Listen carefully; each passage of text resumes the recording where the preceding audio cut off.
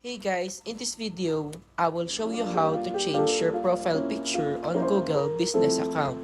So this is very simple, so let's begin. Feel free to pause the video if you want.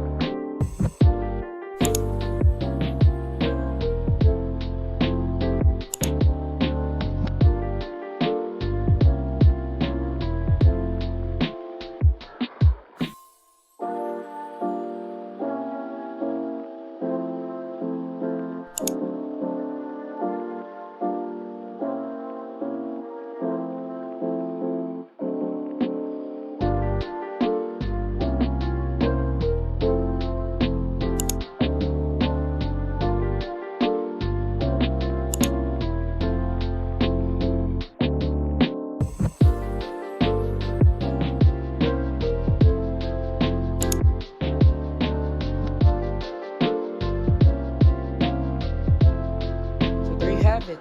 Just that simple. I hope this video helped you out.